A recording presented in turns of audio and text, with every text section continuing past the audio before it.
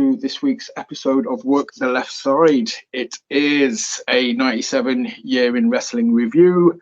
Myself and James have reached WrestleMania 13. So because it's Mania, we figured why not have a Mania party, invite some people.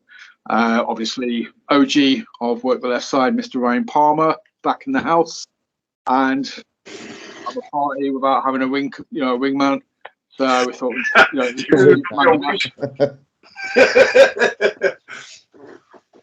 gentlemen, and obviously James as usual. And good to be back. Good to be talking about our favourite year in wrestling, and we've reached WrestleMania, so this should be an exciting one.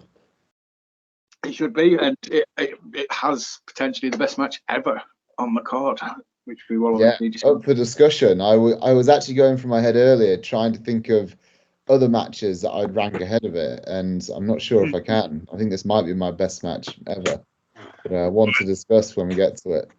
Yep. So, gentlemen, not talking about Sid Undertaker, by the way. Street fight. For the street fight. Street fight. Oh, wow. Kitchen sink and all. Good God. Street fight was chaos. I'm looking forward to speaking about that one, but I actually enjoyed it a lot more than I thought it would. Yes. Yeah, me too, to be fair. But we've all done our homework. We've all watched Mania. We're all prepped. We've eaten. We're fed. We've got drinks. Let's crack on. So obviously, WrestleMania 13. First match of the night was the Fatal 4-Way Tag Team match. Looked like one of my matches. I thought this was a good way to kick off Mania. It was good to see the headbangers being put in the limelight. Because I've been watching the Raws leading up to this as well, and the headbangers have only just come on the scenes. They're very much a new tag team. I think they were working for Cornette before, weren't they, somewhere? And they've just been brought up. But it was good that they went over all the other teams. I thought they were definitely the right choice to win. I feel the Godwins are kind of like old hat now. They've kind of been around Henry Godwin since '95, not really changed it up. So I feel, and I think they are about to turn heels, so they're kind of old hat. I feel that Furnace and LaFon never really, they were good wrestlers, but they never got over, did they? And they're kind of like, when I was younger, I thought, they do really cool moves, but they're kind of boring. I didn't really like them. And then the Blackjacks, I think new anything never really works, does it? New rockers, new Blackjacks, and but for what it was a fun way to start Mania. What did you guys think? What do you think, Ryan? It's an interesting one for me because I've never seen this Mania apart from the Austin and Brett match. So this, I've heard of Furnace and LaFon on the New Gen podcast, but I've never actually seen them in action. Oh, wow. I don't think they actually got much in this match either. They got a few high crossbody flying things and stuff, but the way that other podcast went on about them, they were like, they're really, really good. And I was hoping for some of that in this match, but we didn't really get much, and then they got disqualified with the new Blackjacks. It was a weird disqualification. Yeah. I was trying to figure out who the other Blackjack was. You got Bradshaw. Barry Windham. Barry Windham.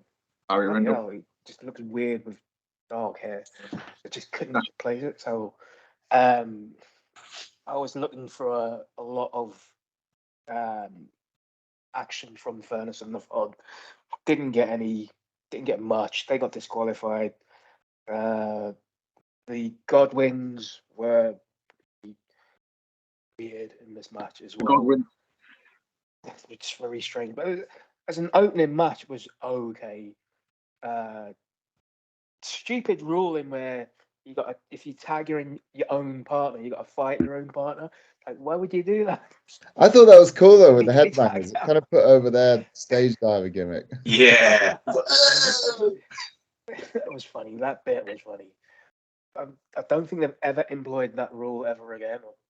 For a very good reason. Road dog rule. Yeah, it's very. They did. They did in WCW because the outsiders. We saw that, didn't we? Yeah. The outsiders retained the tag titles by Hall pinning Nash. Cheeky. Yes. So, but yeah, it's not something that's done very often. I think basically for that loophole, they kind of realised, hang on a minute, yeah, a team can just do that, so we'll just kind of veto that rule. What about you, Nash? What do you think? To be fair, I was just excited just to see. It will be old school wrestling now. Just big characters. Just seeing Bradshaw with. I've had a tash as bad as he had. Because as soon as I saw that pack going down there, I was like, terrible, yeah. Yeah, I was like, oh, I've walked the public with one of them thinking, oh, look, it'll stay up, and it actually done. It sits down and like, I look just as twatty as he did. Yeah, there was a little mini clash between the headbangers. I don't know if it was Furnace or Fawn that had it. There was like a little moment in the corner where he was in, and there was like a brief stall, and then even man was like, oh, he won't wait, he'll pop you if he needs to, and he just stopped like as if something's going to happen, and he just went, boink, and punched him in the end, and I was like, yay. I think the problem with Furnace and LaFawn is that they haven't really got anyone they can wrestle, because they do this Japanese style, which I think worked well for them in Japan, and that's why they were so rated, and why guys on your other podcasts you're listening to really rate them. But when they wrestled a lot of WWF guys, they just didn't gel. Like they've had good matches with Owen and Bulldog. We've seen a few of them, haven't we, Nick? But I think everyone else, it doesn't gel at all. Especially when they're in there with guys like Godwin's and like real heavy characters doing their stuff. And big guys as well that perhaps they can't throw around like they do with some others. Oh, some solid meat on this show. There's so many big humans. I was like, oh. Wrestlers just used in WWF just were all huge, weren't they? It's just absolute like bed ruining sized humans that just would grease a mattress in one night. I was like, oh God, wish I was that jacked. Stood there middle of the night, what are we doing? Thinking I'm back in WrestleMania 13 with my gains. Clearly not. Yeah, but who's the smallest wrestler on this card? Just looking through it, everybody's massive, aren't they? I think Owen probably. Owen probably is, and like he's way bigger than wrestlers nowadays. Oh, Psycho Sid's absolutely tiny. He was definitely him. Absolute midget of a human.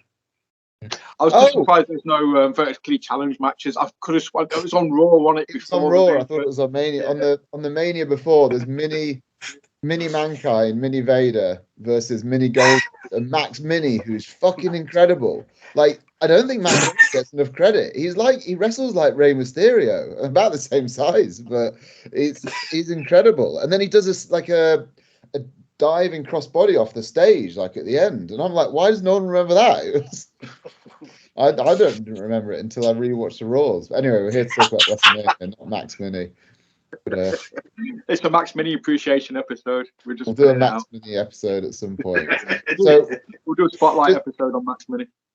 For Nash's and Ryan's benefit, we try and give a score out of 10. We sort of flip flop on how we do the scoring. Initially, we felt we were way too generous and we didn't leave room for the upside. And then we got really, I think we were a bit mean, weren't we? Or I was in the last few. So hopefully we'll get it right. But for this one, I thought it was a good way to start Mania. It wasn't a great match, but it was fun. There was lots of interesting characters in there, so I gave it a 5 out of 10, like average match. What did you? I'd give it a 5. It doesn't deserve more than a 5. It doesn't deserve less than a 5 either. 5. Well, to completely throw out your system, I'm going to say it were proper fun to watch. It can have 3 mustaches from Wink. Yeah. 2 blackjacks and a Nash. What did you give it, Nick? 4? I give it a 4. Oh, I think that's a bit mean. Just a little wriggle room. I think there's a few matches better than it, but I don't think many of the matches were better than. I think barring the main event and the Austin match, I think the highest one was like 6.5.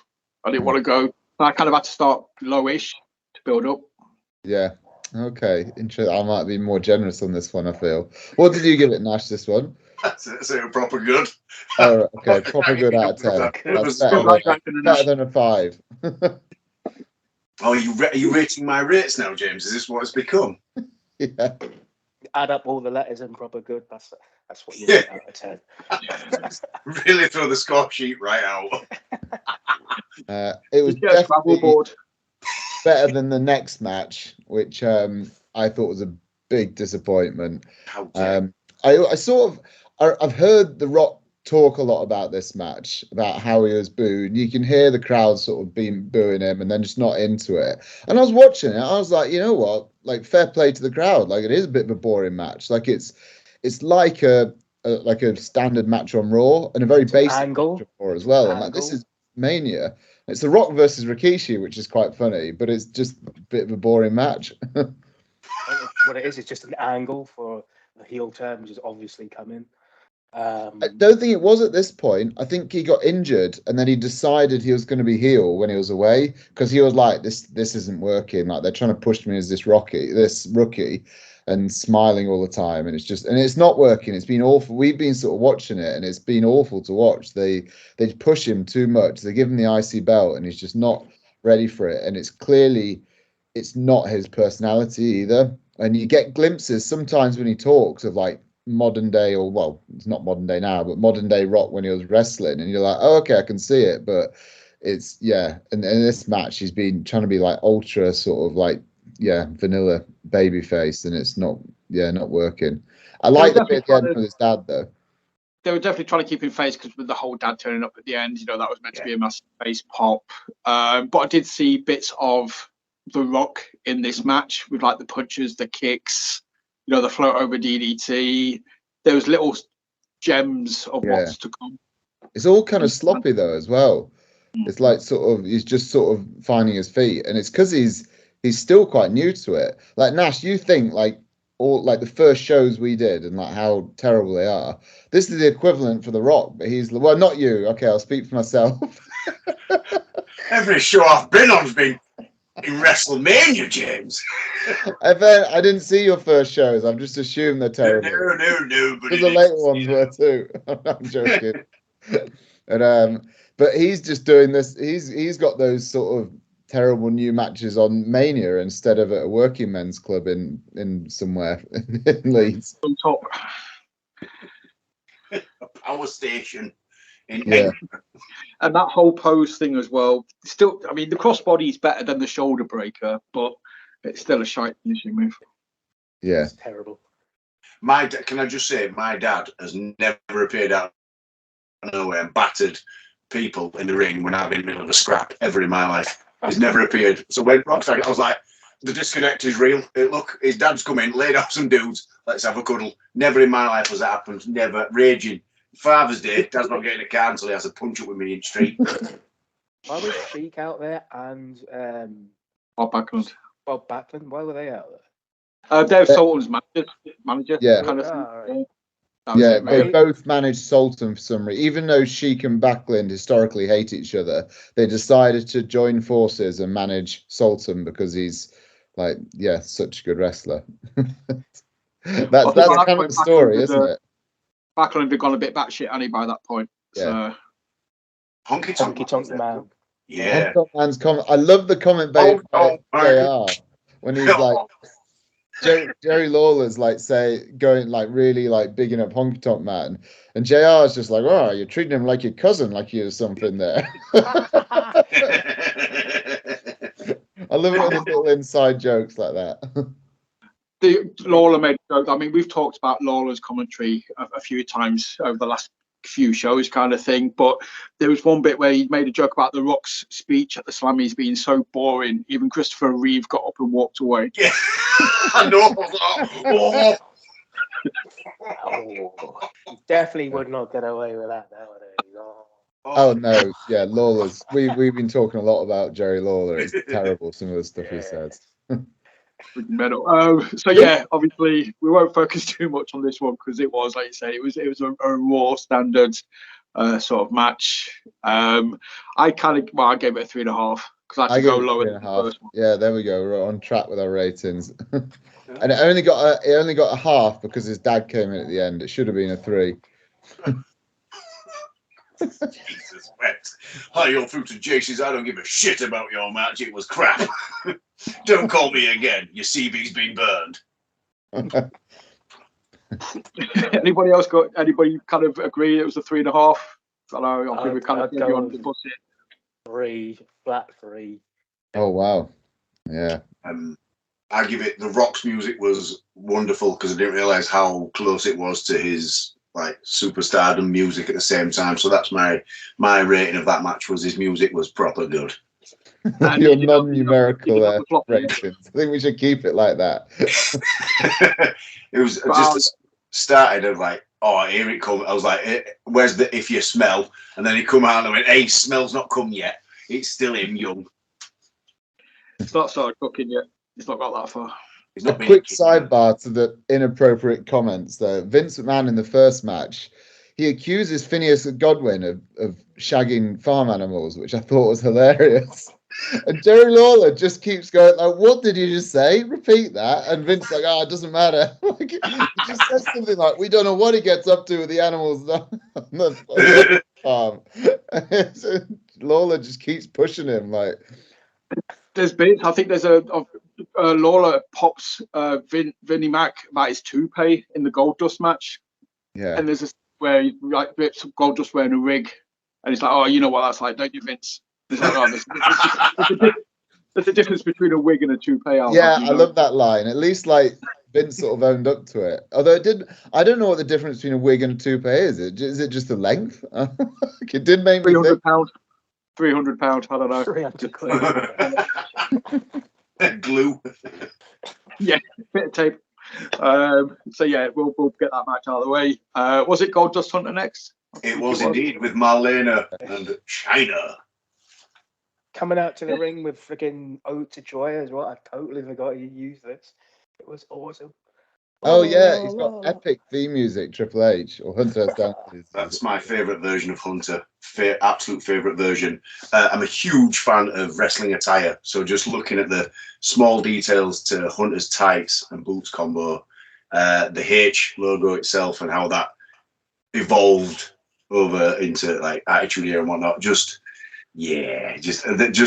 It stinks of William Regal, but not at the same time. Just the hair, the small plait, the open coat. If anything, if I had an absolute ripped body, I'd be generally walking out and actually going, "Take it all in, ladies and gentlemen, because in 5 minutes I'll be blowing out of my ass and it'll just look like a fat whale." Well, he was a tag partner with Regal not too many years before this. NWA. Yeah, about 3 years before this. So there's a nice feathered shirt combo going on. Yeah, that's it. It was in WCW, wasn't it? They were meant to be called the Blue Bloods, and then Trips got signed over to WWE, and I think they put in Dave Taylor for Regal instead, or somebody like that. Yeah, they did. What do you guys think of Goldust as a babyface here? I feel he hasn't quite found his feet as a babyface yet. I've known him as a babyface, which is a thing, or I'm getting mixed up or something. But here, I don't know. It's as I said, I only ever known him as a babyface. Oh, really? You see, 96 when he first came in, I always view that as like his like big year, and he was just a heel, like a really, like it was kind of homophobic in hindsight. Like people were just booing him because they thought he was gay. And actually, we've been talking about how controversial his babyface turn is. Essentially, he comes out on Raw and he says he was only joking about being gay. Marlene is actually his girlfriend, he's straight, so you can cheer me now. That's kind of what this story is all about. And then that happens, and then Triple H like comes out, and this has been going on for like 4 months, hasn't it? We've been watching it. Triple H comes out and says, "Oh no, Marlena needs a real man, not someone like you." And then he's like, "I am a real man." And they've just been feuding over Marlena ever since. And then China came in and started ragging her about. That was tremendous. Hilarious, but also terrifying. Like she looks like a doll when she does it, right? That's proper. Yeah, it's scary. Like what was it? Naked Gun 33 and a third at the end where what's her face? Presley. She's getting dragged up the stairs by this kidnapper, and they switch her for a dummy. And the dummy's just getting rushed back. That's exactly what it doesn't look real. Like Marlena doesn't look real when she does it. It's crazy. And she's obviously okay with it. This is the second time this has happened. Well, maybe she doesn't have a choice. China just grabs her and drags her about. She doesn't look like she doesn't look light, but she doesn't look heavy, but she doesn't look so light that you can drag her about like that. Especially China's pretty strong. Yeah.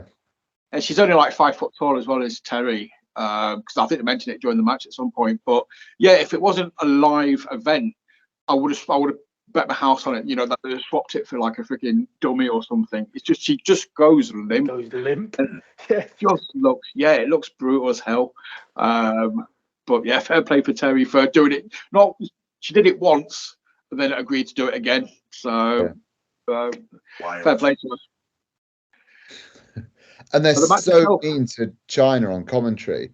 No wonder, like, yeah, she sort of had a complex and like about herself. We're just listening back to the commentary, and like the commentators are basically just like saying horrible stuff about the way she looks and things. Is, man, that's not good. And like, and also, I remember when I was younger, I think I sort of bought into what they're saying. But now looking it back, like she looks like incredible. Yeah. Like it's so mean that they're just focusing like on negatives and saying how bad she looks. Like to get like that from working out is pretty damn good from China. Well, especially if you can pick up a 5 foot woman and just ragdoll her when you want to. Yeah.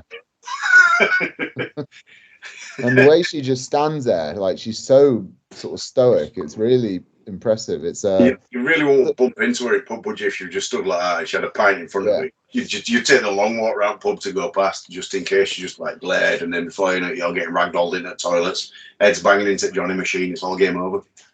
Yeah. Well, the last time these two faced each other, Mr. Hughes was Triple H's bodyguard, so I think this is a definite upgrade. It's an improvement for sure, definitely. And it's the first match that she's come out. It's the first pay-per-view that you've officially had. She's just been like a wild fan, hasn't she, leading up to this? And then it's only like the last episode of Raw, she's suddenly started coming out with Triple H. This was the debut of those two coming out together, kind of thing. So the match itself, I mean, we've seen this match a couple of times now over the last few pay-per-views. Didn't really do anything for me more than any of the other matches. Didn't feel like a Mania match. That's what I'm thinking. I thought it was better than the Rumble one they had. I gave it 6.5. That may be generous, actually, thinking of some of the other matches. Maybe a 6. I would give it. Okay, I gave it a 5. Yeah, right. I thought it was better than the tag match. Obviously, I think I gave it 6, but I gave another half bonus point for the ragging about. So I thought that was incredible. The ragging about and then the pedigree for me, that got it to a 6.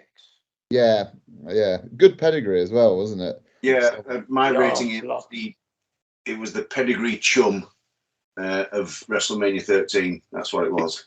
It was the pedigree chum. What does that mean? It was the worst match. It was the top dog food. It was the top one. Anything. Unfortunately, I'm a massive Triple H fan, so watching him just do anything, even if it's just like the knee strike, etc., and all these little signatures and accents and how he stands, and it's the pedigree chum. It's not Tesco's value dog food, James. It's the pedigree chum, the yellow tin. You're paying premium for it, sir. And plus, chum at the event. Well, this was your favourite match. No, it's just that I rate it the pedigree chum. Like, don't make me climb through the TV, James. Right? I know where you live. If you hear a Fiat 500 screaming out the corner. I mean, I like you're being quite an artistic approach, using words instead of numbers. But now you're going to have to think of a description better than pedigree chum for the matches you prefer. That's absolutely fine. I'm just saying it was the pedigree. If I had to rate a Tesco own smart price, right, dog food. Unmannered and pedigree chum, it was my pedigree chum of the dog food tier. Now you just made me feel awkward. I'm going to drink some water and think about how you're treating me. It's awful. I'm just trying to think of a really good chef that you could use to describe the Austin Bret Hart match. It was like the Marco Pierre. Ramsey. Look, I've been watching Clarkson's Farm, right? I'll say it's whatever that bird were called on Clarkson's Farm who turned all his cows into a plate of beef, because that looked juicy. And not as juicy as when he sliced his thumb off when he was making crisps. Oh, proper grim. Right, I'm going to veto that bit. So after, just Freddie mentioned Clarkson is gone. After this match, what was it? I've totally lost my train of thought now. Bulldog and Owen Hart versus Mankind and Vader. Tag match. This was a banger. It was, wasn't it? I wasn't expecting it to be, but I don't know why, because all 4 wrestlers are really good. But I think, like, I sort of, in my head, I was like, oh, they're kind of like 2 heel teams, which is weird. And it's kind of like 4 singles wrestlers in a tag match, which I find a bit. I know Bulldog and Owen been a tag team for a while, but I thought that was a bit weird. So I wasn't really expecting much. And then I was just like, oh, this is really good. And Owen and especially Bulldog have taken the babyface role a few times recently, and they always do it really well. And I enjoyed this one.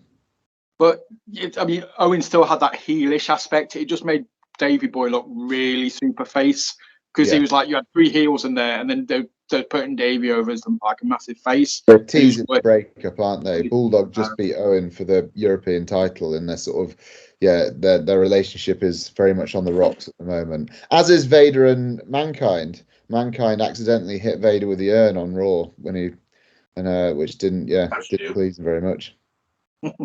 So Ryan, I know you're a fan of the old school stuff. I know you appreciate anybody with the surname Hart.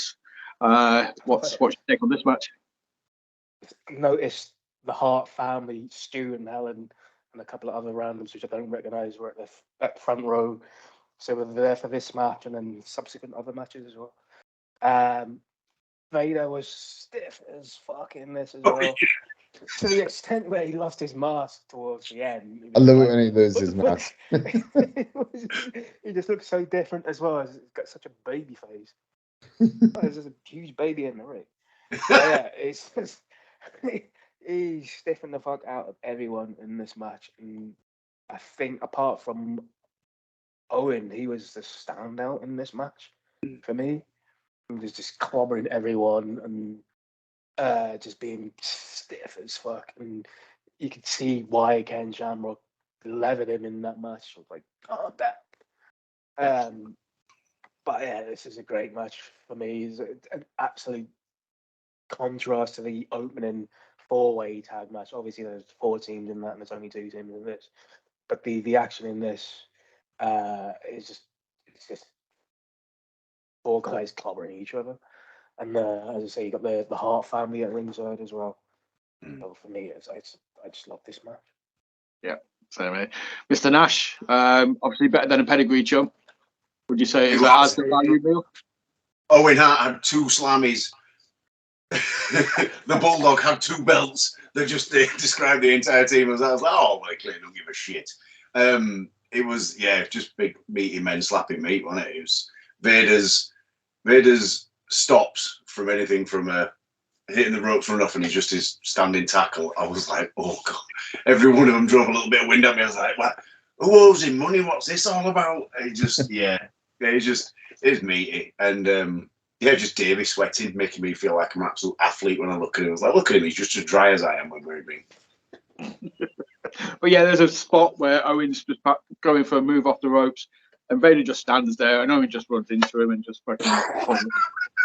It's just like, I love it. Yeah, Vader's in there with people that he feels comfortable with, and you just see like the proper Vader, which we've seen a lot of recently. Because like last year, it was sort of Shawn was being a dickhead with him, and I think it was in with a few other people he didn't really gel with. I guess he was in with Yokozuna when he first started, which was okay, but Yoko was just past his prime at that point. So it's nice now to see him, actually in with, and he knows Bulldog and Owen well because he used to be in a team with them. So so good match. And obviously he knows Mick from the WCW days. Those 2 guys have got chemistry as opponents. They've got chemistry as a team. The elbow drop. Ripped his ear off there. Yeah. Yeah, that was good. Okay. If that doesn't bond you with people, I don't know what does. So, but we got to all the classic Mankind moments as well. There was the elbow drop to the outside when Vader had Owen. That was cool. They did the old demolition finish on the outside. Yeah. Was it Owen was it Owen that took it? Yeah, I think so. They was bigging up the mandible claw, which I thought was good, just good commentary. There was every time Foley went for a punch, there's like, he's not going for it yet. He's just like punching him kind of thing. It was getting back to when I was a kid, and he would have the mandible claw in, and then Vince would say, "He's paralyzed. And I was like, He's paralysed him. He's not walking after this. And then you see on the next pay-per-view, you go, oh my God, he's learned to walk again. Absolutely had me as a child, raging. But, the finish was a bit lame. That was the only thing. Yeah, that was the only thing for me. The finish let it down. It was like a DQ Didn't or end something, like that. wasn't it? Yeah. Because Mankind was out on the floor with the mandible claw in Davey Boy Smith's mouth. He wouldn't let go. They were two legal men, and I think the ref either counted him out or disqualified Mankind for not releasing the hold. And then there was this big schmoz at the end. It was just, oh, come on. All that, and that finish. In front of the Hart family as well. yeah, but a bit of a... Stu Hart's face is one of the stovest things I've seen in my life. It was literally like when you bring a friend to an event and they don't like where they're going, but they're going to be polite, and you can just see them as well. Jerry Lawler covers it up though. He's like, look, they don't even care about Owen. I thought that was brilliant how he said it on comment. And I was like, that was such a good line there, because we were all thinking it and he just covered it up. Like, they don't want to be here. That's when the camera panned to him and he just went. Yeah, he just looks at the camera like. But Helen's the same. She sits there like with no facial expression Oh, at all. she was high. She had no idea she was in the room, bless her. It's when JR said she's got jewellery on that's antique. And then the reason why I know is because she bought it when it was brand new. And I was like, oh! Oh, mad. Absolute madness. Lawler and the Hart family was just, they were, I don't know if it was genuine hatred, but there was definitely something. You just always ripped those shit out of yes, any of them. Yeah. It's just, just absolute ruthless. I gave it 6.5 for the ending. It was a 7. The ending knocked it back down a little bit. Oh, that's quite. I gave it a 7, but also marked it down for the finish. Now we've talked about it, I almost feel like 7 might have been a little mean. Yeah, I must admit, I'm rethinking. I wanted a massive gap between even the best match, compared to the bestest ever match kind of thing. I wanted there to be a few points between. Yeah. So I did want to give it a 7, but the ending kind of lay it down. But I just don't think anything came close to, the match. So there's got to be at least 2 or 3 points between every other match and that match. Right. That's my logic. Yeah. Ryan, what do you think? What do you give it? 6. 6. Oh wow! So my 7 is the most generous. Yeah, I thought I'd be lower than everyone. I feel better. I'm 6.5 then, so I'm in the middle. All right, I'm happy with that. And what food brand is this then? I give it 750 because that was the combined weight of Vader and Mankind. That's a lot of man. It's a lot of man. That is a lot of man. Man. Qualitative reviews that I don't actually know what they're marked out of, so they're hard to judge. We've got our ratings. What's happening? We've got same people ratings, and then we'll have Nash's ratings put to one side for future. This is what the fans want. They want my ratings. Like, why was it Pedigree Chumbo? Why was it 750? We need to know. There might be people watching that aren't too numeric or don't get fed up with the numbers, so they'll appreciate that.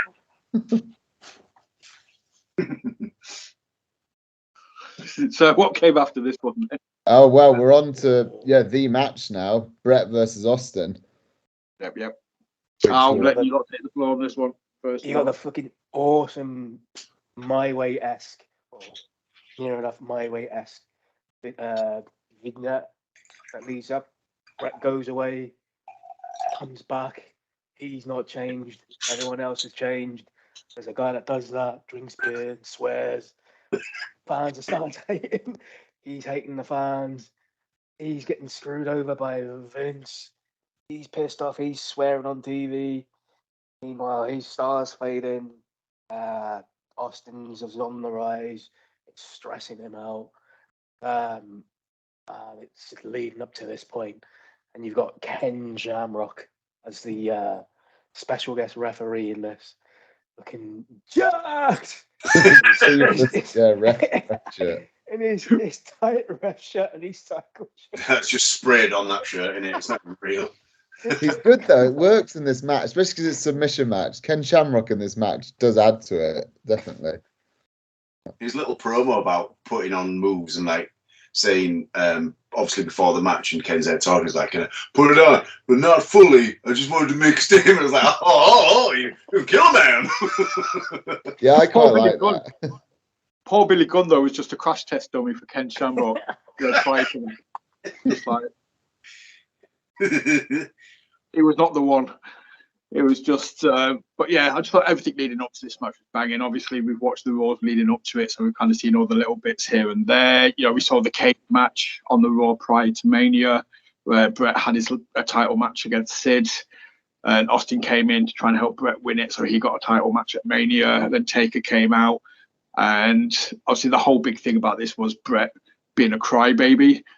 But it's just kind of like he's totally justified in all of his grievances. The dude has been shafted. And, you know, as a fan... Well, he's been a whiny little bitch, like Austin says. So. The man's justified. Yeah, but does he have to handle it that way? And is it justified? It's so good at the end of that Raw where he just starts whining and complaining. And I love how like subtle everything is as well, because he's still technically babyface. Obviously they're doing the double turn, but it's so subtle at the way they did it. And I just think it's such a I don't know if you see that sort of subtlety in wrestling nowadays. I certainly haven't seen it for a while. Obviously this is one of the best sort of storylines ever, so it's going to be hard, anything is hard to live up to this. But the Raw at the end when he pushes Vince over as well, it's really sort of quite shocking and seems really realistic the way they do it. It's great. Like, he's screaming, "This is bullshit," kind of thing. It's It literally must be like the first time that they really had swearing as well like that on Raw. Yeah. What was that? Frustrated. Frustrated isn't the word. This is bullshit. Yeah. That's it. But the fact that the match starts and then it's out of the ring within a couple of minutes and they go to the audience. And when I watched at the time, I was kind of conditioned to think that submission matches were kind of boring. That as a kid, that's what I thought, and I was like, "Oh, it'll be okay, this, but it might be a bit boring. It's just going to be like sort of very like submission wrestling." And then they start off with a brawling, and you're like, "Oh wow, submission match means no rules. This is cool." And that is just such a good way to start it. And they do brawling, then go back to a bit of technical, then brawling with the weapon, the tempo and the way they structured the match and the way that they do the sort of double turn. For me, it's just it's definitely one of the best matches ever, if not the best match ever. That's it. Just everything about it just screams, like say, Brett still got cheered when he came in, and then obviously it wasn't just enough that he kept hold on for a few seconds after he passed out. He then started just kicking the shit out of him, afterwards. That's Shamrock does a waistlock takedown, which gets a huge pop. That's kind of like his heel turn moment, I think, isn't it? Yeah, if he'd have walked out of the ring then, it might not have been the double turn. But the fact that he kept him after, down, that was it. That cemented it. And then obviously the main event also cemented, Brett's total heel turn kind of thing. The visual of Austin in the sharpshooter and like trying to power out of it is just something that is timeless, isn't it? It looks as amazing like when I watched it earlier today as it did, back in 1997 when I watched it. That man had some thick, gloopy blood. My word. Yeah. There was no watering down in there. It was just pure juice. I was like, oh. Yeah. That's it. Yeah, there's no Mox or Flair. Crimson. That is, you say it's just southern Texas blood. It's just thick. It's hardcore. It just comes out. When he busted, I was shocked him as well. What's that? I think he got Brett gigged him. Bladed. I did wonder. I almost rewound it to see that. Yeah. Did it just so the camera couldn't see, so they didn't get fined for it apparently. So as Vince was on some no blood, no gigging deal. If you get gigs, if you get blood, you get fined. According to Brett, it was like, forget him. Or the really subtle. Gigged him. No. And just as he slams him into the guardrail, that's when he does it. You can just about see Brett obscuring the camera. Fucking that's ruined it for me That's now. brilliant, Ruined it for me. Unreal. I thought it was real. There's the curtain. There's the curtain there. Fucking, I can't believe that. There's the baseball. There's the inside of the baseball. James, me and you are going to sit down and have some words. I've discovered some shite tonight. Next show, I'm going to have your legs. I'll put you in a sharpshooter and discuss what's going on. I thought, like, as soon as obviously, the camera panned to Austin and it was Mount Redmore, it was the funny part for me. Funny part was where he wiped it on the wrist tape and then thought, that's not dabbed it. I'll use my bicep, which is pissed through. I was like, that's the equivalent of like throwing oxygen at a fire and going, this will douse it down, mate. It's absolutely fine. Whoosh! Oh, unreal. Yeah. So, yeah, it's just perfect. Like I said, anybody who's watching this, if you've never seen this match, why the hell are you watching this? Go watch the match. It stands up for me. I put it on Twitter the other day. Like, good wrestling is timeless. It doesn't matter whether the match was 30 years ago or last week. This match would steal the show at any pay-per-view, even now. I love how it builds up as well. I've watched it a few times. I've rewatched it a few times over the years. And I have the same reaction every time. I sort of start watching it, and I'm like, this is really cool, but I don't think this is quite as good as I remember it. And then as it builds up, by the end, I'm like, this is the best match ever. And it just, again, everything is so as when I was younger, I was more of a Shawn Michaels guy than Brett. But as I become older, and especially becoming a wrestler myself, I definitely put Brett ahead of Shawn now, because I just watching his old stuff is just just incredible. That's it. And 97 is the perfect year as well. You know, we get heel Brett. This is the best year for Brett for me. And we just got more awesome stuff to come. So everybody knows this is a 10 out of 10 for me. I'm not even going to explain why it is. It just is. Yeah, same for me. I'll do a melt, so it's a 12 out of 10. Oh, wow. Never had that. Is that right? I'd say it's the best. It is the best there was and the best there ever will be. Yeah! Okay. There we go. That's why we have Nash doing the alternative reviews. That is the correct answer. That is it. I'm actually generally lost for words on that one. What's next? I can't top that. So what is after? Is it the street fight after this? It's the Legion of Doom and Ahmed Johnson versus the Nation of Domination. Chicago Street Fight, which I actually thought was a good match to have after that, because that last match was so good and like kind of emotional, and then this match was just like it was just chaos, but it was quite good fun. Like, I really enjoyed watching this match after the Bret Austin match. Even though it was just it was a car crash, and like even straight away, like Animal like just messing up pile driving through the table, and it's just, what is going on? This is chaos. But Farouk takes loads in this match. Actually, he gets thrown off the second to the outside and like takes a flip bump. And I'm like, Farouk, man, I didn't know you did stuff like that. Like, I thought that role would have been given to Savio Vega in this match, but no, Farouk wants to just really take the bumps. He does definitely put a shift in. And we've talked about Ahmed obviously a few times now on Mr. Elbow Pads on his knees. It's just you look back and you can't explain why he was so popular, because the dude's just sloppy. I still think he's good though. Like I can understand why he was popular.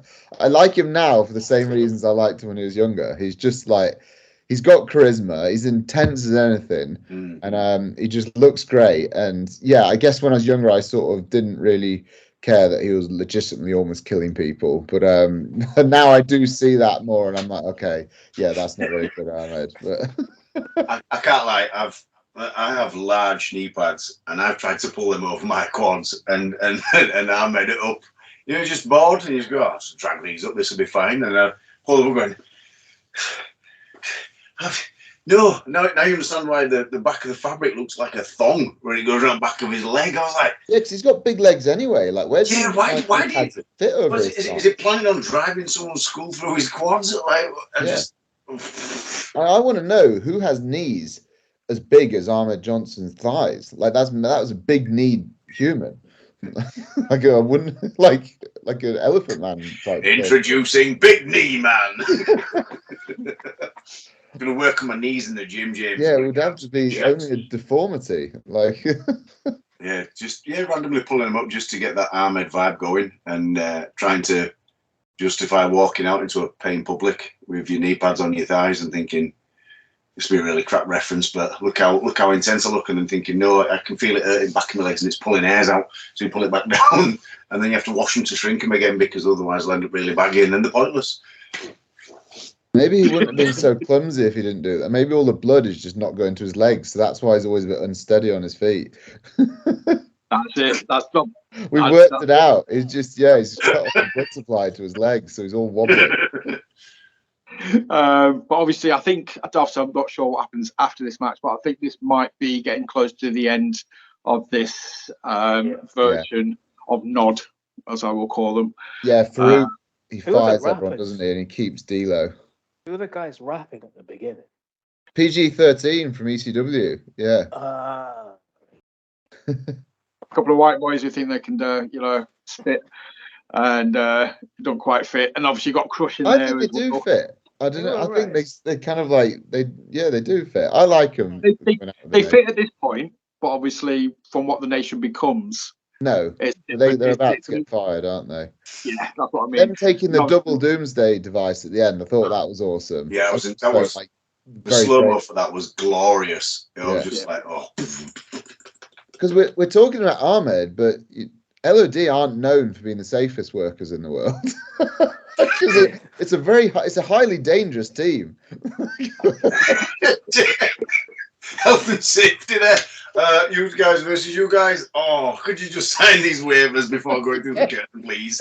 Like the risk level for their opponents is incredibly high in this match. Like they do imagine quite well. walking and seeing that card and going, oh, I'm gonna fucking die tonight. Yeah. But in all fairness, Farouk's old school. He dishes it out years later in freaking the APA, doesn't he? He doesn't mind taking bumps. Crush is, I think, again, he's got the old school mentality. So I think everybody just went in swinging. I think Savio's like pretty tough in real life as well. He was in Brawl for All anyway, wasn't he? So he's obviously, I don't know what that means, but he's obviously quite handy at something. And Puerto Rico are just known for wrestlers have been known for quite tough as well, aren't they? That's it. So, but yeah, it was a perfect change. It was the perfect match to put on after the last match. It was just car crash television, fire extinguishers, botched table spots, the awesome. I don't know if it happened on the Mania or the Raw beforehand, but there's one bit where I think Hawk whacks somebody with a 2x4 and it snaps or it bounces off and he catches it. He catches it. Yeah, that's the Mania. It's in this match. And he gets a pop from the crowd. It's tremendous. But it was a perfect match for what it was. Perfect place on the card. Obviously, what's that? Palate cleanser? Would it be? Is that what a palate cleanser is? I don't know. Yes, it was. It is a perfect palate cleanser, yeah. Yes, I didn't quite hear you, but yeah, it is. Yeah, after the last match, it just gets you all ready. It's just fun. I didn't want to rate it any higher than the Owen Bulldog match, but I rated it on par with because I think it did the perfect job. So I gave it a 6.5. I also rated it the same as the tag match, which is a 7, which may seem a bit generous, but I did really enjoy it. Like it's terrible, but I really enjoyed it. So it sticks with a 7 for me. It feels like you're talking to me personally after one of my matches. Like regular. This is my feedback to Nash after his matches. That was terrible. I absolutely loved it. Okay. That's cool. I'll see you at the next show. And he's like, maybe. And then I walk out. Oh, It was a perfect palate cleanser. yeah. Start Introducing calling the you palate palate cleanser. cleanser. Coming out with my Ahmed knee pads on and a kitchen sink under my arm. You fucked it now, James. Oh God. Ryan, what would you rate it? Unduly harsh about it because I thought I didn't like it at all because it went on too long for me. For some reason, I just couldn't get away with it. So I will give it a 2. Oh, whoa, really low. Damn, It son. wasn't good. And all the Hart family were disappeared from their seats at this point, understandably. Yeah, they're probably An empty front row, nobody going. They were left Yeah, four kitchen empty sink. seats. Oh, really? I didn't notice that. They were like, I don't want any part of this nonsense. That's all the Just table. locked in the dungeon. Slapped his wife. We're off. just on the Zimmer frame walking out. Yeah. This isn't wrestling. No, we're out of here. Wow, but that's yeah. the biggest difference we've had on this show. Yeah, And which is good. but, It's good we got yeah. polarizing views. Nash, what was your verbal rating of this? It was everything, including the kitchen sink. There we go. The reviews are getting better. That's why I'm here, boys. That's why I'm here. Was it the main event after this? It Yeah. was indeed. It's only a Right, 7-match card, which is unusual for Mania. But prior to the Under main 3 event, hours as well. we had 3 hours. Shawn Michaels. Yes, you did. Sorry. Yeah. Big shot. I actually am angry at Shawn Michaels rewatching the Raws and this. Like, I hate him. I'm just because I know like the backstory. I'm just like, what a twat. Like, he did all that stuff about losing his smile, and now he's just coming back, and he's clearly not got that serious a knee injury, and he's kind of even alluding to that as well. And I'm just like, man, you bell end, and he's still coming out in the main event, and yeah, it does make me angry. Like, rewatching all this stuff from the losing his smile speech to he keeps on like just, and especially when Mark Merrow has the same injury as well, and he's just off TV and no one gives a shit. And they keep bringing Shawn back on, and Vince is infatuated with him. It's really like odd. Yeah, they have once, like when Shawn comes back on the Raw before this, they sort of have an interview, and Vince the whole time is just like properly like sucking up to him, and at the end, like Shawn like does a little like gyration to Vince, and Vince is like a little schoolgirl. He like goes, oh, and like runs out of the ring, and it's so odd. And I'm just like, man, like it just makes me feel a bit awkward watching it. And I'm like, no wonder Brett was pissed off. Like, I'm more on Brett's side on the old screw job now. Not rewatching this stuff. James, but if you Google HBK's autograph during those times, the B that he did looks notoriously like a giant cock and a set of balls. 100%. So if you didn't like him then, right, you won't like him when you get an autographed bit of merch now. And for one thing, don't be booting up the old email machine and going at Performance Center at WWE.com, CC Shawn, you bastard Michaels. Back at WrestleMania 13, you were a proper piece of shit, and I've seen your autograph. James, not your favourite fan. Yeah, I think it annoys me more because I was his favourite fan in this era. Like I was me and my mate were one of 2 fans cheering for him when he won the European title from Bulldog at the UK. What was the pay-per-view called? Was that Invasion? Rampage No, or something? terrible human. That one they had where he climbed the Titantron afterwards. But I was there in the crowd, and everyone was booing, throwing rubbish, and me and my mate were just there. Yeah, sexy boy. Only for it to bite you in the ass years later. Now, however many years, 25 years on, I'm embarrassed I did that. But not for the reasons you might think, but because Shawn is a cunt. Oh, God. I really want to see Back to the Future with JC when he gets to travel back in time to that exact pay-per-view and bumps into himself going, I'm a sexy boy. No, you're not. He'd just beaten our own countryman for the belt, and we had the audacity to do that. I'm ashamed. On a podcast, my mind is disgusted with you, James. Bulldog had dedicated that match to his sister as well. Yes. His sister died. Oh yeah, I don't. God. In our defence, I don't think we had seen that being in the crowd. I don't think we realised we were cheering against his dying sister. Which, Too busy singing "Sexy Boy," were you? Couldn't hear it over the tannoy. Yeah, they missed that promo. They missed the whole promo dedicated to David Boy's sister because he was just something like that. I think I'm cute. I know I'm sexy. just a chubby ginger lad in the background. This is not appropriate. Fuck you, Bulldog. Bulldog. Wow. Oh. Right, where we get... Okay, so, yeah, in fact, my notes for this next match, the first note is Sean pisses me off. So I think I've covered that note. A little bit. Yeah. Oh, dude, wait till you watch the Raw after this, though. It gives Brett such a really crappy sort of promo, just like, he just... Oh, it's awful. Yeah, just let me know when you've watched the Raw after this. Brett cuts an awesome promo, and then Sean just comes out and he just kisses all the arse, and he just looks like a massive twat on the back of it. Oh. It's so awful. But yeah, you'll love it. You know, this is just going to fuel your fire.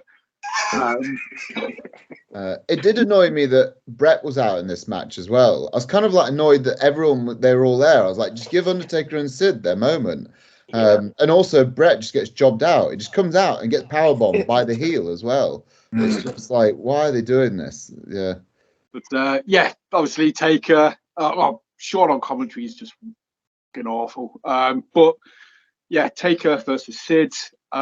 Sid's always been somebody that I've always kind of had a marked out for Sid. I don't know why. I do a bit. Yeah. Yeah, it just looks like if I could design a wrestler, it would be Sid. Yeah. Such a good physique. Oh God. Apart from noodle hair. The intensity, the promos, you know, I'm ruler and king of the world. He just spits. He's just like, yes, Sid's awesome in my opinion. I love Sid. And I like the fact that they kind of made reference to Taker having not lost at a Mania prior to this match. It's kind of like they're planting the seeds for the streak. Oh my God! I didn't even think of that. Yeah, that's good. So, but yeah, I'll let you three discuss. I thoroughly enjoyed this match. I'll tell you why afterwards. But yeah, thoughts. Notable for me for Sid's promo cadence in the promo interview before. He speaks really slowly. Stars to y'all. Oh, that yells again. Making his entrance, he's like fist bumping everyone. It's like, fuck, you're supposed to be the heel. Yeah, fist bump. But I actually quite like this era where you don't really know who the heels and faces are. Like everyone's just their character, which is quite cool. I feel that's like slightly more advanced storytelling than your basic like bad guy, good guy. Everyone's got a shade of grey, which I feel like The Wire and Breaking Bad weren't doing that for years. WrestleMania 13 was a pioneer in having that shade of grey, like more complex character in television. It's so I did notice this. Obviously, we know what happened to Sid a few years later with the double axe handle off the top and the ankle snap. He does so many in this match. It does like 3 or 4. He's quite the high flyer. Yeah. Because they kind of made out like, you know, it was something totally different for him years later when he did snap his ankle. You know, it's like something he'd never done it before, or, you know, they wanted him to be a bit more high flying. So it's like, oh, I'll try this. I was watching this match like, dude, you know how to do this move. You've done it like 5 times in this match. And yeah, I just thought, I like the Taker took a lot of abuse in this match. You know, he was on the receiving end a lot, kind of thing. He was the one getting beat down. It just made Sid look even more like an absolute machine. I think it's Sid's little facial expressions when the shock, where it's not like all that panic, but it's just enough to as if you can literally look at its face and it looks like it's saying a lot of swear words. And then it's the little hair flick, as if saying, no, I can't believe it, and then just getting back to business. I think, yeah, just seeing a giant framed man like that thinking, I'll hit you with this, that should be well. Hang on. I'm going to give you another one, and this one's going to be even worse. But it's like when JR pipes up about he shouldn't have done it, he's gone up too many times, there's not enough water in the well, rah, rah, rah. You're just thinking, but if he does it one more time, he might actually put him on his butt cheeks and pin him. And then he said, oh, I can't fucking believe he's reversed it on him. What a bastard. But Sid hits the tombstone as well. Yeah, The first pretty time I've seen sloppy somebody- tombstone, isn't it? Yeah. But, and he even does the pin as well. And doing somebody else's finishing move wasn't really... that was cool. It didn't happen very often in 97. Big reaction from the crowd when that happened. Yeah, crowd are into it. Although I found it quite boring the first half of this match, if I'm honest. I thought it was, after the last two matches, like, the crowd are so into it, and I think they're a bit, it's just a bit of a letdown as a main event. That was my feeling on the match, and I think that's made worse by the fact that Brett got involved. I hated the finish. I don't know why Brett was just interfering in front of the ref, and the ref's just like, it's Earl Hebner as well, isn't it? He's like thinking, I'm going to screw you at the end of the year. I don't like you trying to cheat here. And, no cards, Mark, dickhead. yeah, he's like, I'm not going to disqualify you. I'm going to wait until November, and then we'll see. But he's hitting Sid with a chair, and it makes Undertaker look like shit that he kind of only could win because Brett's, and they didn't even feud afterwards. There's literally no reason for Brett to be in this match or Shawn. Like, I don't care how good they are. They can both fuck off. They're not needed. Young James has still got a lot of pain to recover from. Heartbreak all the way. Ryan, what was your take on the match? Two big men slapping meat. It was all good for that. It kind of being bookended by Brett and Shawn. Shawn coming out at the start, going on the commentary, then Brett coming out and getting powerbombed by Sid, and then interfering mid-match. So it all kind of just made the match seem like an angle just to stoke the fire for the Brett and Shawn feud. Overall, again, a bit too slow at the beginning. Rest of the match, okay. Not the best main event for a Mania. If we're going to ratings, it'd be a low rating for me, but not really, really low, but just 7. Okay. Yeah, I was James earlier.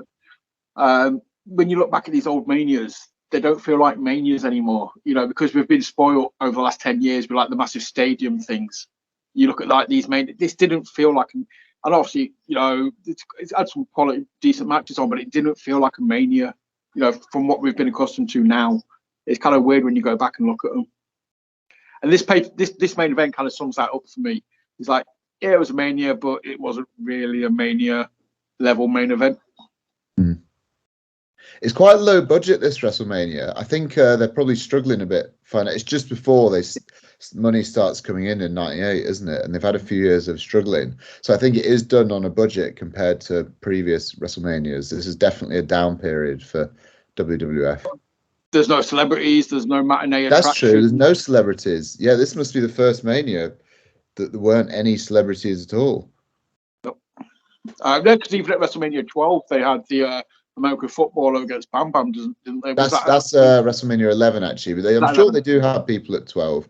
I can't remember who now. Not very high. Yeah, not very high profile ones. Clearly, like Pamela Anderson, Salt and Pepper at WrestleMania 11. Got me excited. It was 10, wasn't it, with Pamela Anderson and Jenny McCarthy at WrestleMania 10. That was 11. That was 11. Yeah. They both came out with Diesel. Yeah. Oh, yeah. Sorry, it was 11. Yeah. And then they had Lawrence Taylor and loads of American footballers who I didn't know but were apparently famous. Oh, in fact, Michael's there. That was your WrestleMania fame. Who are apparently famous.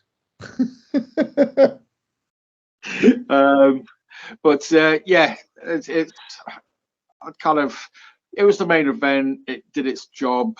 I'm rating it sort of 6 out of 10. Okay, that's interesting. Along the same lines as me, I voted it a 6, and then I got angry because Brett got involved with the finish, so I deducted a point. But Wow.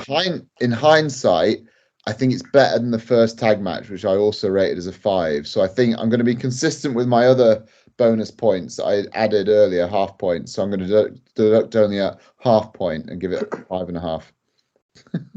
Fair play. Just on a sidebar, I loved how Taker takes the ropes. You know, when he's about to launch for the flying clothesline, he just the way he hits the ropes is just awesome. I'll put that out there. Another quick sidebar before we hear the final qualitative review from Nash. Are the rumors true? Like, Sid is always rumored to have shit himself in this match. Have you heard that before? I like how you've asked that question. Like, the other 3 people in this have gone, "Oh, me and Sid are best mates." He texts me every month saying, "I can't believe shit my pants at WrestleMania 13." I thought that was well known. Have you guys never heard that? I've never heard that before. Hey Siri, has Psycho Sid ever shit his pants in a WrestleMania event? Damn, the Ica Pro. Siri says she doesn't know how to respond to that, so if the internet doesn't know like that, I think we need to. Well, take James's word. Oh, I don't know. I don't want to. Yeah, I don't. I just when he did the tombstone at the end, I was like, oh, I feel sorry for Undertaker. No, well, maybe he did shit himself because his legs were straight as. So when he got him up for it, Sid was all the way in like a ruler. And then when obviously he's nailed him with it and laid him down, I bet Michael just went, "You smell of shit, kid. 1, 2." That's the longest 3 count, bear in mind. 3, because ref like, "Oh, fucking hell, Sid, I can fucking taste it, mate. What do you mean?" It might not be true, but yeah, I always heard that. Okay, no one else has heard that, so maybe don't. Yeah, make sure you fact check me on that. People that are watching, I don't know he know. likes his softball. He no-showed an event to go play softball or something like that. Yeah. I don't know about shit in his pants though. Or maybe he laid a soft ball in his pants and then he cancelled the event. Yeah. That was it. But yeah, he always, like wrestling was never a priority for Sid, which is mental because, like I say, you look at the guy, you know, he's just a genetically designed professional wrestler, and he preferred playing softball to wrestling. I've heard that so many times. Like, he would no-show events. That's why he kept jumping between companies, is because he was just unreliable. You know, they kept sacking him and then being like, "Oh, fuck it, we'll bring him back again." No, he's at the softball. Fuck him off. It's just, it's mental. But I do actually believe he shot himself. I think if I was in the ring with a dead man, I would shit myself personally. And you will know my name as I give you the tombstone. Don't shit yourself, kid. I'm just googling it. Apparently, it's never been confirmed. It's just folklore. Oh, okay. It's just what. It's just a JC thing. No. Yeah. There's whole articles about it. Ryan, sorry, mate. James's browsing history. Sid Vicious shit pants. Why has Sid Vicious never wore any colours apart from dark ones? I think, yeah. What score did you give it, Ryan? Sorry, dude, I totally missed your rating on it. 6. It would 6. be a 6. Yeah. 6. Yeah, that fits. That's kind of in line. And what was your verbal rating, Mr. Nash? It was the granddaddy of them all, WrestleMania. Okay. Makes no sense, that rating. It's going to be raging tonight. I can't believe you give those as results. Going to get another email now. I thought the rating was just going to be, it was the shits, and that would have done it. No, it's folklore. It can't be the shits, it's folklore. Yeah. Until Sid comes out and goes on Facebook Live and says, "I shit my pants." And then the Undertaker goes, "He damn did." I'm sure if he did, I'm going to watch this back in slow motion because you'll be able to tell Undertaker's expression and be like, "Oh." No, after this, I'm going to re-put on the main event and I'm gonna play it at a slow down amount. And I'm gonna see if his pants physically like pop out a touch as he comes down. I've seen an interview with someone who says it's false. It did happen in 1997, but not at WrestleMania. There we go. We have that to look forward to then. That'll be a future episode. We can discuss that. That's the game, James. That's our future game for these shows. Did Sid shit himself on this pay-per-view? Can you imagine every Sid match in 1997 footage? Doesn't make sense. He's walking fine. This is hilarious, some of the comments. I'm pretty sure this urban legend is true, and I'm pretty sure wrestlers often shit their pants, as it's a common thing due to they're on the road all the time and work under harsh conditions. Wrestlers don't commonly shit their pants. Nash?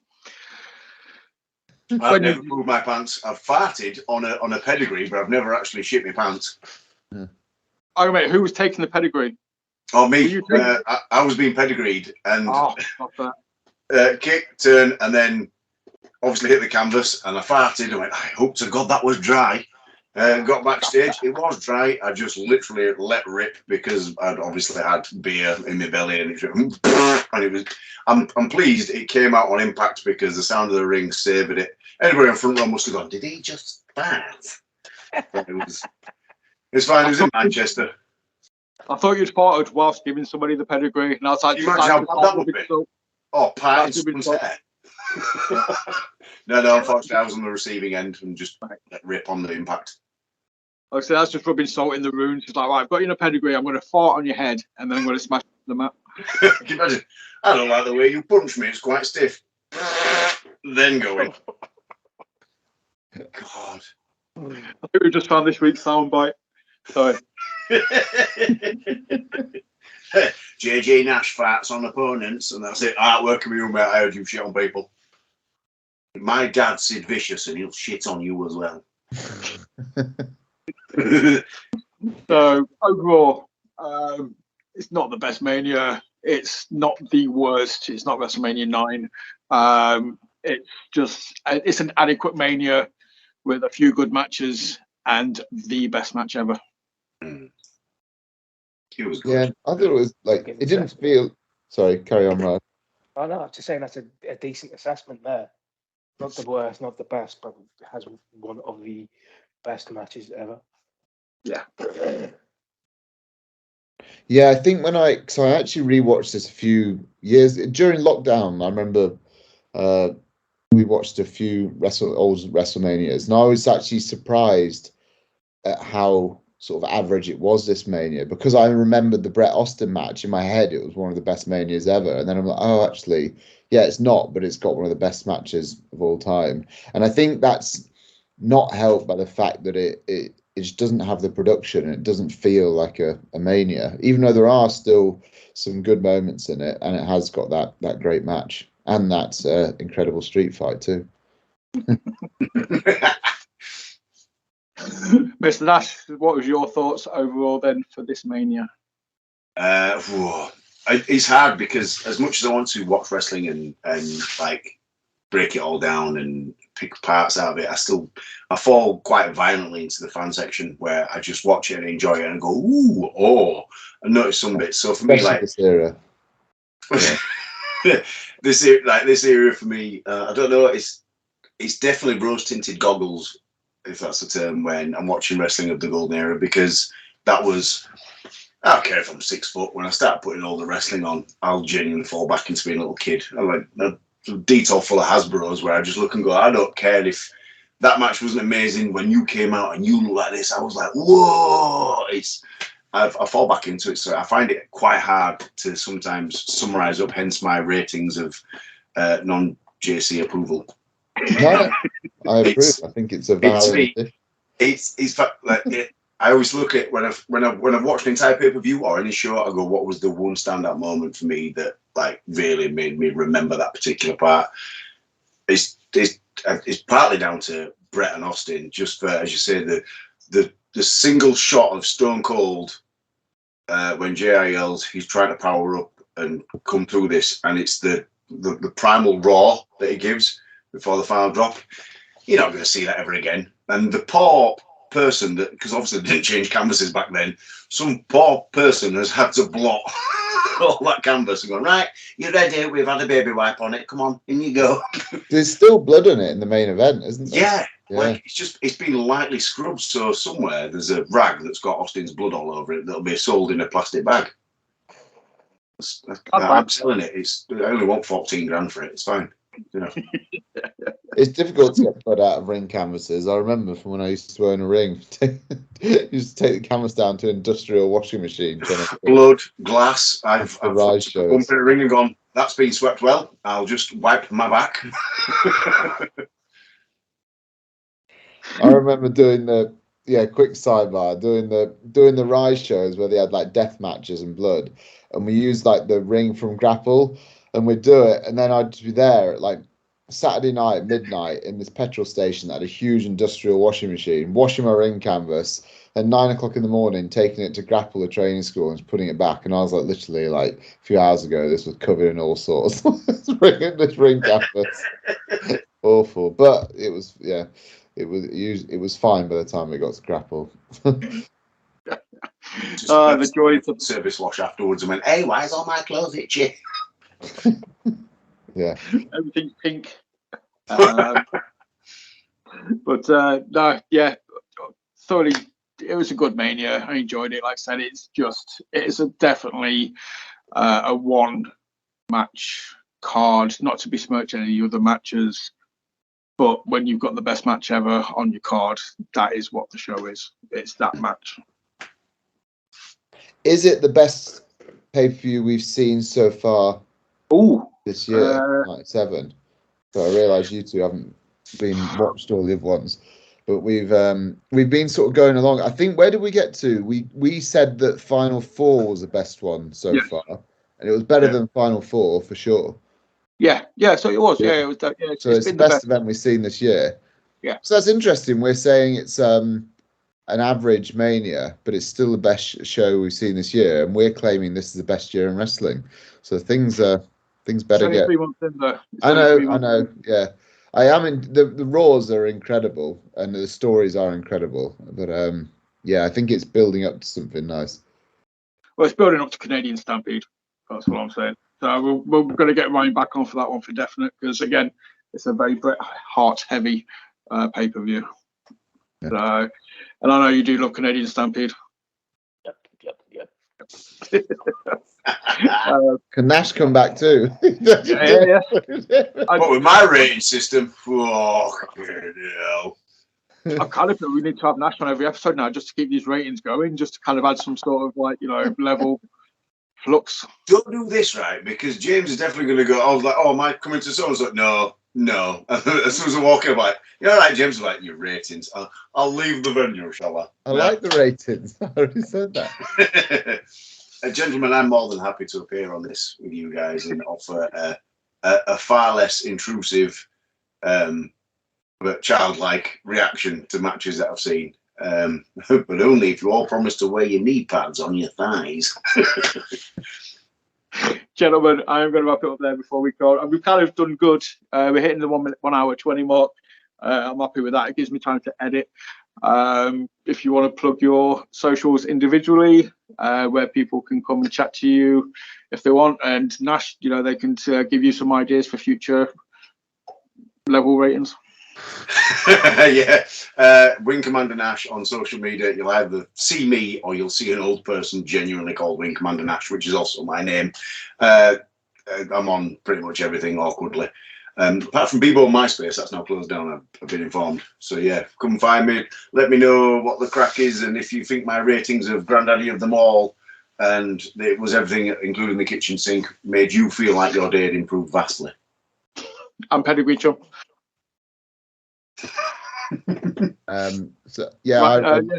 True Grit Wrestling, True Grit Wrestle on Facebook, Twitter and Instagram. We've got our next show, Last of the Summer Brawl, coming up at our sort of premier venue in Leeds, Left Bank. That's on the 26th of August. This man may be there, Wing Commander Nash. I'm on post. He's on. Don't start that shite, James. I've seen the poster in public. We've got Kid Bandit coming over from the US, which will be a great debut on True Grit, and loads of other great. We've got Molly Spartan coming down from Scotland, and quite a few new faces are coming on. Emerson Jane as well coming from Scotland. Our first women's pure grit match, which should be good actually, against Aurora Tevez. So there's quite a few, and the big question that everybody is wondering: will Nash Boat be on the next True Grit show? Ace Matthews and Wing Commander Nash. Brilliant. Wow. That was from the last show, Book Nash Boat. They haven't been booked yet. That's on me. I will see if that decision is made over the next few weeks. We've got Ace Matthews and Wing Commander Nash forming some sort of friendship or bond. So they are Nash Boat. Cohesive unit. Well, Nash have a feud with Crash Boat at some point.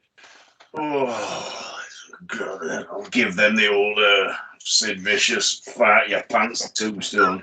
I want to see you do the Vader thing. Just stand there, just like. Or just block. Oh, give me Jake or Jack, and I'll tell them I'm good. You're in for it now, lad, and then he'll run off, and then the pair of them will probably drop kick me and send me flying. Is Serico not first in Sam Gradwell as well? Serico against Sam Gradwell, which will be incredible as well. They faced each other years ago on a True Grit show when they're both just starting out, so it'll be really good to see the evolution of both of them. That the weekend of the last True Grit show where he was against Sheik El Sham, and the next day I saw Sam Gradwell against Joey Hayes, and both of them, it was the two best matches I saw over the weekend, I think. And both, I was just like, those two deserve to be in a main event together. They're such good wrestlers now. I'm looking forward to those two. Yeah, sorry, Sam Gradwell, the Canadian Destroyer at the last show. How dare you? Oh, sorry, second best match. I saw Nash wrestle that weekend as well. Disgusting. Nash did a Canadian Destroyer, which was incredible, actually. Did he actually do one, or did he just kind of trip and just momentum carried him over? I was about to get Alabama slammed, and he shouted Alabama, and I went, no, Canadian, and then we Canadianed, and then HT Drake was dead. And then I went, obviously, I'm going to go up the top rope and win this because this is my big win for True Grit. And I jumped, and I clearly jumped too far. And then that hairy, beasted man then chokes me out with a belt. So your referees need a word, right? Because he chokes my ass out and left me for dead. And then had the banter to then belittle me as he left. No. Canadian Destroyer, that should have been it. I should have just pinned him there. The Canadian Destroyer was fantastic. And that's, in all seriousness, it was brilliant. It was a good moment on the show. Right, well, we'll leave that then. It was a real palate cleanser.